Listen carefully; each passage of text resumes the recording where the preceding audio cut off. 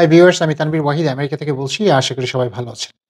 আমেরিকার F1 student visa পাওয়ার ক্ষেত্রে একটি মিথ আছে। সেটি হচ্ছে যে সবাই মনে করেন যে আমেরিকার স্টুডেন্ট ভিসা পেতে হলে খুব ভালো ইংলিশ জানতে হবে। অর্থাৎ ইংলিশ অনেক ভালো জানতে হবে। আ কথাটা আসলে আমার মনে হয় যে একেবারেই ঠিক নয়। যে ডেফিনিটলি ইংলিশ যদি ভালো জানেন তাহলে সেক্ষেত্রে ভিসা পাওয়ার আপনার সম্ভাবনাটা বেড়ে যায়। বাট তার মানে এই না যে আপনাকে খুবই ফ্লুয়েন্ট ইংলিশ বলতে হবে এবং খুব ভালো ইংলিশ জানতে হবে।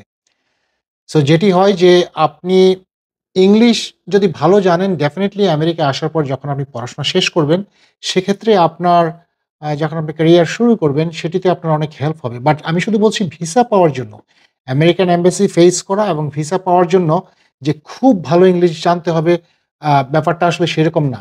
ভিসা অফিসারের সাথে মোটামুটি কমিউনিকেট করার জন্য সেই ইংলিশগুলা যদি আপনি একটু স্মুথলি বলতে পারেন তাহলেই কিন্তু আপনি ভিসা পেতে পারেন। তার মানে এটা নয় যে আপনাকে খুব ভালো ইংলিশ জানতে হবে।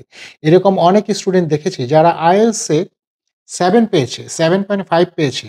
কিন্তু তার স্পিকিং হচ্ছে 6 বা বিলো 6। খুব ভালো ইংলিশ বলতে পারেন না। খুব ভালো লিখতে পারেন।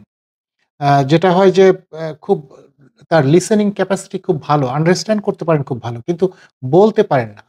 তো এরকম অনেকেই আছে ভিসা পান। প্লাস এরকম আছে যে অনেকের হয়তো IELTS খুবই পোর, অনলি 5.5 বা 6 তারাও কিন্তু ভিসা পান। সুতরাং যারা মনে করেন যে আমেরিকার স্টুডেন্ট ভিসা পাওয়ার জন্য খুব ফ্লুয়েন্ট হতে হবে, ব্যাপারটা আসলে এরকম না। শুধুমাত্র আমি আবারও বলছি যে ভিসা পাওয়ার ক্ষেত্রে আপনি যদি ঠিকঠাক মতো প্রশ্নের আনসার গুলা দিতে পারেন এবং সেই আনসার গুলা যদি মোটামুটিভাবে জাস্টিফায়েবল মনে হয় ভিসা অফিসারের কাছে তাহলে কিন্তু আপনি ভিসা পাওয়ার পসিবিলিটি ডেফিনিটলি আপনার থাকে।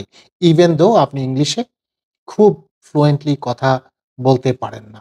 সেটিতে তেমন কোনো সমস্যা নেই। ভালো থাকবেন সবাই। ধন্যবাদ। দেখা হবে অন্য কোনো ভিডিও নিয়ে।